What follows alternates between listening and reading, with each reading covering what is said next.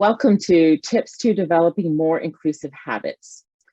Diversity, equity, and inclusion at Elastic is committed to advancing the source code by providing the connective thread for elasticians to enable them to achieve their fullest potential by amplifying differences through a fair, equitable, impartial, and inclusive lens. While we, like many other companies, have aspirational hiring rate targets, affinity or ally-based resource groups, unconscious bias training, pay equity analyses, among other resources and initiatives to help us along our DEI journey. It's the people in the company, whether an individual contributor, manager, or leader, and their behaviors that shape the culture and mature the organization on our diversity, equity, inclusion, or DEI journey. A recent article from McKinsey and Company notes that workplace changes introduced in response to COVID-19 provide an opportunity for organizations to introduce new habits. Furthermore, it encourages companies to leverage the shift in workplace dynamics as a catalyst to embed more inclusive practices and more effective leadership skills. I'd like to focus our conversation on this last aspect and welcome your collective thoughts, anecdotes, tips, and insights. I know that your distinct perspectives, shaped by your lived experiences, both professionally and personally, will be interesting and meaningful. Let's get started with a short introduction of our panelists before we dive into discussion. I'm Karen Penn, Head of Diversity, Equity, and Inclusion and Elasticares. I'm based out of Washington, D.C. I'm joined by fellow elasticians, Samantha Wessels, Vice President of Sales, EMEA, based out of London, Tony Meehan, VP of Software Engineering out of our security group, based out of Tulsa, Oklahoma, and Courtney Wilburn, Manager, Site Reliability Engineering, based out of Philadelphia, Pennsylvania. Welcome, everyone. Let's get started. I'd like to first initiate conversation around what you personally have done to enrich or diversify your perspective on things, and maybe how you incorporated that into your management at Elastic.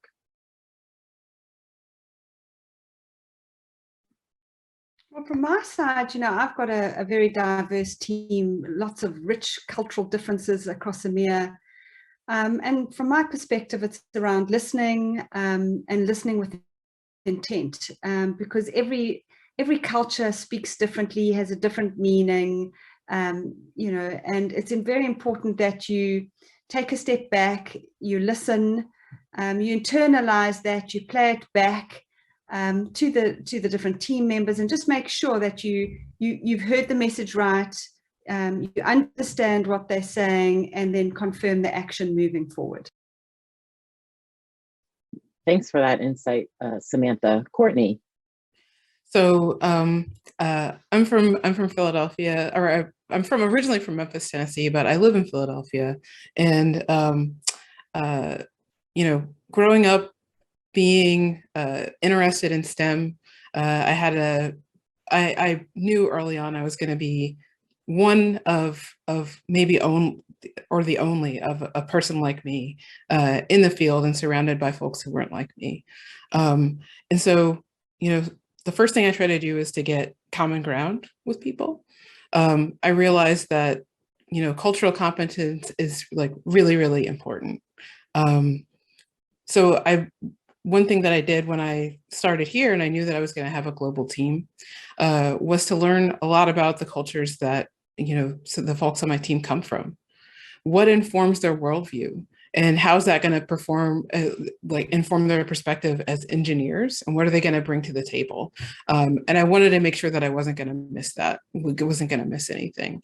I knew that, in order for the engineering teams I've been on as an engineer in the past, the success of that depended on, how well we got along together and how we mesh well together. And I wanted to make sure that I understood the context and where they were coming from, in order to be able to speak to some of their concerns, give them time off when they need time off, understand how, their other outside influences in their lives affect their lives at Elastic, and, you know, make space for them to be their authentic selves. I really like what Samantha and Courtney both said about the value in sort of listening with intention, kind of with that goal that Courtney was just talking about, in trying to understand other people's cultural worldviews. So I had the opportunity to live in Washington, D.C. for about 16 years.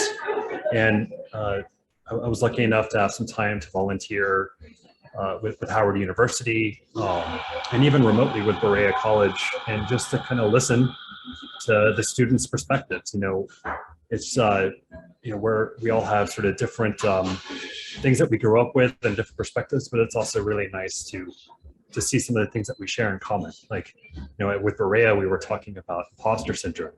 I was like, well, I get imposter syndrome too. It's a thing that we can all kind of talk about and relate to. And I think listening to those other perspectives is really valuable for me, just personally and as a manager. That's a great thread that I heard, I think, in each of your responses about finding that common ground, right? You noted imposter syndrome, Tony, and Courtney, you actually called it out as finding that common ground. And I think that regardless of age or geography, you know, location in the world, background, etc., there's going to be a common thread that can tie one to another. And it's the purposeful act of taking the time to figure out what that commonality can be, I think, is really, really important. And I share too with a globally dispersed team, you know, some with children, some without children, some with living parents, some with not living parents, that particularly during the pandemic, and just respecting the clock, if you will, that there's time that can be taken and should be taken regardless of whatever their family situation is, whether they live alone and simply have a plant, or maybe no plant, that there's still that need for the time to recharge batteries. And I think that that's, you know, something that my team and I have identified as common thread, certainly throughout this year, in this past 18 months during the pandemic. Can you maybe, one of you, share an experience that gave you an aha moment, or really impacted the way you view or approach something, whether it's in your personal life or in the work life? You know, Karen, from my side of things, I mean, there is something I'd like to discuss, and that's, I have 2 dyslexic children, so that would assume that I might be dyslexic. I'm not sure, but they do battle. So spelling, for example, for them is an issue. And it occurred to me that, you know, I don't judge people's written communication because of language differences. They could be dyslexic. You know, there's so many different learning support or sort of learning issues or little tweaks to how people's brain works. And I think we need to spend a little bit more time on that as well in the workplace. You know, people think differently. So it's cognitive diversity is as important as anything else. And so for me, it's around, don't judge people.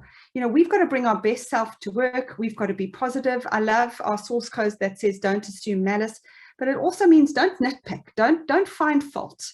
And often people, as I say, could have dyspraxia, they could have dyslexia, they could have, you know, ADD, maybe they find it difficult to, you know, have attention in Zoom meetings, they go on video, off video. Don't judge.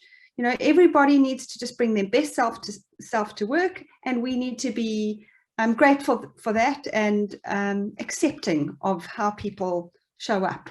That's something I'd like to, you know, pass on. I think one of the things that I've done to try to account for the different ways people sort of interpret the world is the first thing I did when I started at Elastic was to send out a survey asking people the best ways to communicate with them. You know, some people might be visual learners. Some people might like the written word. Some people might like to discuss something and hear it first before they receive feedback or a message in any other way. And I tailor my communications as best as I can, depending on the situation, to the folks on my team, and try to make sure that it's going to sink in, that it'll resonate. So I make sure that I keep that in account. I make sure that I track that. I reflect on that before I have one-on-ones with people. Okay, this person might take my feedback, receive some feedback a little bit better if I present it along with some charts. Maybe they'll receive it better if I write things down and let them take some time to absorb it, and then we discuss it later. And that has seemed to help people understand, especially when they know that you've taken the time to consider how they interpret information and how they'll receive the information. And then it can resonate. You can have some more fruitful discussions. They're able to bring themselves, be open, a little bit more vulnerable, depending on the nature of the feedback that you're giving. Karen, I don't know that I have a specific aha moment. There was kind of a realization where, as a manager, when I'm talking to other people that maybe look like me, that's actually the time when it's the most important to talk about diversity, equity, and inclusion, and not necessarily when you're with people of different backgrounds and experiences. I actually think you kind of have to be uncomfortable. You have to kind of put yourself in a position where you can be open and vulnerable and talk to other people about why this matters to you as a person and as a manager. And I think it's really important to do that in situations where you could even have, a one-on-one with someone where maybe normally that topic wouldn't come up, and that's usually when it's the most important to have that discussion. Those are great insights, and I agree that it's in those times where sometimes we're uncomfortable when we have the most impactful learning that will stick with us. And Samantha, when you shared your story about cognitive diversity, and I learned sort of a lesson through that in my own family. I have a family member who's also dyslexic, also has Asperger's, and it took me a long time to understand that they were going to have misspellings. There were going to be constant miscommunications particularly over text message. And I never understood what would or would not trigger a misunderstanding. And so rather than applying my own reason and how I would approach a situation, I needed to absolutely pause, take the time to give them an opportunity to express themselves, and then we could have a conversation. So that took me years to learn, and I've tried to apply that as well in the workplace. And I'm going to do a throwback to our Elasticon Global session last year, where we had Moderator Chapped on the panel, and she said, respect the pause, and we've incorporated that into our DEI philosophy at Elastic. Is respect that pause. Don't feel that you need to fill that space with a response. Give everyone time to process before responding. And I think each of you have shared ways in which you've incorporated that into your day-to-day in your teams. And I think the more we do that across the spectrum, the more inclusive and more included folks will feel, regardless of whichever dimensions or multi-dimensions that they're bringing to the workplace. And again, it's about bringing your whole self so that you can perform the best, right? So I think those are terrific insights for folks to share on how to be more inclusive. I'm interested now in understanding how you go about assessing the different strengths, abilities of your team, and how you've leveraged them to make the team better. I know, Courtney, you mentioned that you did a survey, but I'm curious to know, like on a day-to-day, how you might go about understanding and assessing the different strengths, abilities of your team, and how you've been able to perhaps leverage them to make the team stronger. I think it starts off with a solid foundation of one-on-ones, at least when you're managing a smaller team. You know, build those relationships. You know, get a deep sense of who they are as a person, how they work. You know, and you know, I take my job as a manager very, very seriously, and that one of the key things I'm supposed to do is help set up people for success. You know, and that can take a variety of shapes and forms. And so I listen to how they've performed in work. I sometimes, you know, look at projects that they've completed and see, okay, it looks like they were able to contribute more in the architectural side versus the coding side, or it looks like maybe the coding side, you know, came out a little bit more. They're really adept at giving feedback to, you know, less seasoned engineers. And then I say, how do we leverage those strengths? If they're really good at those things, what are ways in which I can position future work, set up future work to let those things shine, let those things come out?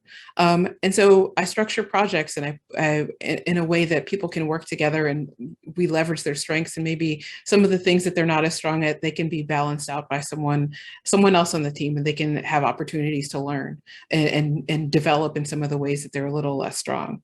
So, you know, it's just a matter of developing a solid foundation and approaching some of those one-on-ones and individual relationships with great care, and just figuring out the best way to set them up for success.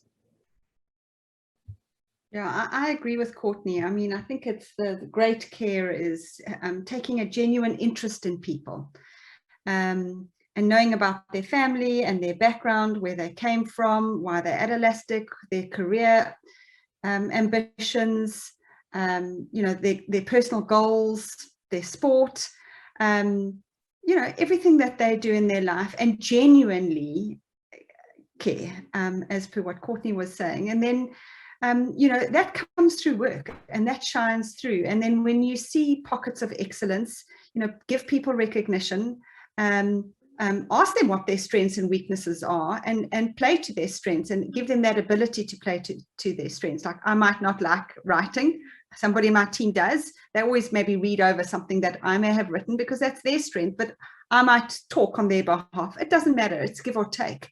But I think that genuine connection and leading with empathy and vulnerability helps to identify that. And then what you do is you have that you sort of inclusive culture that you built within your team. And when people want to take on projects, or when people have concerns or whatever, they bring it to you because they know you're going to genuinely care for the good of the company, the team, and for themselves. And then, as I say, you find those projects and those you know, things that they're good at, and then what we do specifically in EMEA is I have different people leading different initiatives. And, you know, people will naturally put up their hand to be part of that, and we roll best practice out all the time, and we're always sharing across different functional areas or different verticals, whatever it may be. So it's just knowing how to put people together and facilitating and coordinating that within your team. I'll share something along those lines as well, and I think it's really an important point to highlight about being, as a leader, vulnerable, and displaying that vulnerability and articulating clearly if there are strengths that you don't have. I'm very clear with my team with some of, you know, I'm not very strong at X, Y, Z, and that gives, I think, permission for, you know, maybe an encouragement for folks to raise their hand. Well, I think I'm pretty good at that, and I can help balance out, you know, that weakness that Karen has, and I think that gives that permission. So that's something that I've seen my team respond to when I've shared the vulnerability and you know, highlighted very clearly what I believe are areas that I'm not super strong in that I'd be looking for assistance with.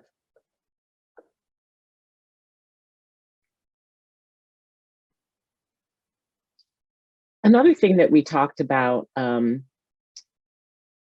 we alluded to, maybe Courtney, you alluded to when you noted that you were interested in STEM as a younger person, and that you might be one of only a few or one of only. Can you maybe share, if you're so inclined, maybe some challenges or hurdles that you experienced and overcame, and maybe how they've impacted your perspective as you now lead teams? Sure. Yeah. I mean, I think it gave me a good, I think coming from a background um, where I had a model for that was really important. My mom is a chemist, and she was able to model, what it's like to be a Black woman in STEM, and working through all that she had to do in order to be where she is now. And so I think I got a lot of lessons at home that I think I've been able to, deeply internalize and say, okay, this is how someone moves through the world. And, but I also saw an opportunity to show my uniqueness in that, my enthusiasm, where she, was doing things in the lab. I was able to do things in maybe a computer lab back when those existed a long time ago. But I think that some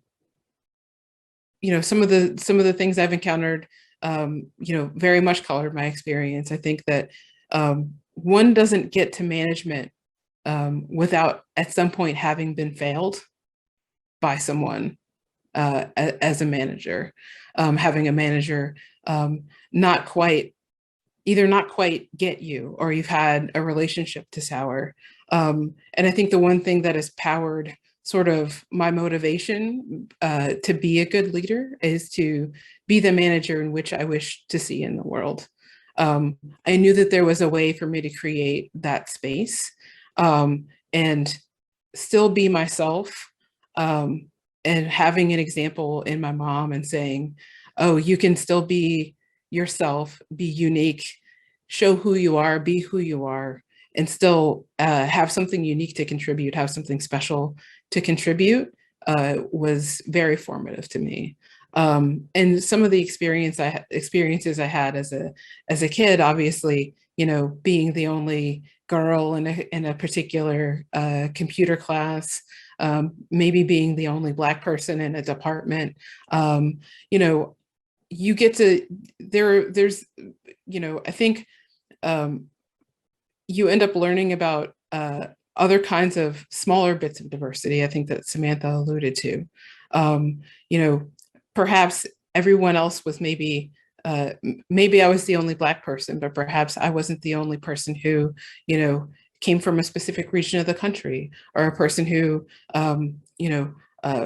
my favorite genre of music, perhaps, we shared a particular love of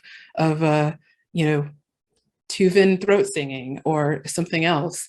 And, there are other ways that, you can find, you quickly figure out as being one of the only, that you have to find different ways of bonding with people. Maybe there, you have to work to find those common grounds, and unfortunately, sometimes I'm in the position of having to prove myself, show the fullness of my humanity, and so that people can sort of see my humanity. And so I've, that has given me the ability to quickly reach common ground with other people, and being in a position of being the one and the only. And so I think it sets me up uniquely to be able to, find ways to quickly bond with people in situations where maybe I've realized that on appearances only, I don't look like somebody else. I'm likely going to find something that I have in common with that person.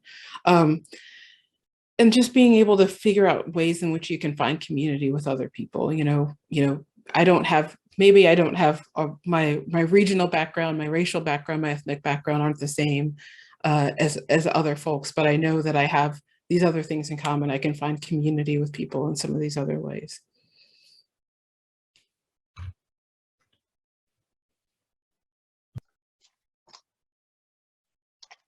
Thanks for sharing that, Courtney. Much appreciated.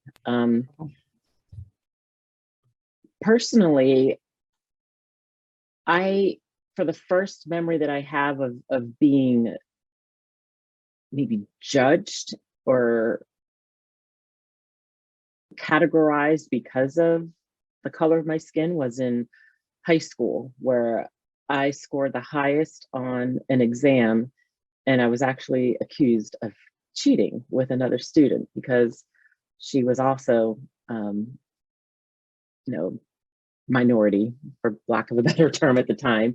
We were one of a handful of non-white children in the class. And I just remember how much that stung. And it just, didn't take into consideration all the time that I spent studying and in preparing for the exam. And so I just remember that as the first kind of memory of being treated differently by someone who just made a decision without understanding about me, what drove me, what my study habits were, et cetera. So personally, I've just, rather than, looked at that as something to be angry about, as just something to remember, and then make sure that I don't do to someone else, and either make a decision or a judgment about them without understanding who they are, what drives them. So I think that's also that kind of common theme that we're talking about here, is just really pausing, taking that time to understand. I think that I love the saying, seek first to understand, then to be understood, and really respecting the time to get to know someone, what drives them, what motivates them. And I think that that's a central key to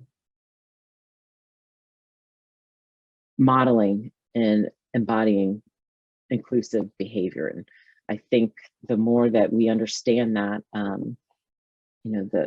the stronger we'll mature on our collective diversity, equity, and inclusion journeys. We're running short on time, but I did want to take an opportunity to just open the floor for any of our panelists to share anything that they haven't had a chance to maybe discuss or share that they believe will be helpful to our global audience. Karen, maybe I wanted to just reflect upon what you were just talking about in terms of what you took away from that impactful moment in your life, and seeking understanding before wanting to be understood. I feel like when we talk about diversity and equity and inclusion, sometimes that can be abstract to people. And what does that mean? How do I incorporate these ideas and this sort of values in my day-to-day job? And as like a software engineer, what you just said, I mean, I wish all of us took that to heart when we're having a discussion about, a technical challenge that we have and how we might solve it. It's really important to first try to understand everyone else's perspectives and how they view that problem and what they think about solving it. It's genuinely, you have to want to understand what they are trying to do. And so you kind of have to put your arm around someone, especially when you disagree. You have to first understand what another team or another person is trying to do before you even begin to think about what you understand, because you have to be open to the possibility of being wrong. That's the only way you can work well with the team. So I just found that a reflection from you as one of those instances where this is not an abstract thing. It's actually something that you can use on a daily basis, especially if you're a software engineer. Yeah, and I think from my side, it's as in leadership, it's you just don't realize the impact you can have on people by truly caring about them. And I think if everybody was just a little, if everyone just cared a little bit more about their colleagues, no matter who they are, where they're from, whether they can read and write, it doesn't matter. It's just don't judge people, and just bring your caring self to work. Tough conversations are fine. There's nothing wrong with a tough conversation, In actual fact, I think you should have tough conversations at work, but those conversations shouldn't be negative. It's how you do things often. And I think we underestimate the impact we can all have on each other collectively within Elastic. Thank you all so much. I appreciate the vulnerability, the candor, sharing of personal stories. And what I hope for those that are watching take away that this was, not a polished presentation of diversity, equity, inclusion principles. Like, this is real life, and this is how we imagine conversations about this sometimes uncomfortable topic occur. And you're gonna feel some discomfort. There might be some things that you don't understand, but the idea here is to really take the time to be vulnerable, be empathetic, be compassionate, and have these uncomfortable sometimes conversations. Take away nuggets of knowledge and try to apply them in your day-to-day, whether it's in your personal life or in your work life. So thank you all again for your time. Samantha Wessels, Tony Meehan, and Courtney Wilburn. And I'm Karen Penn signing off. Thank you all so much. Bye.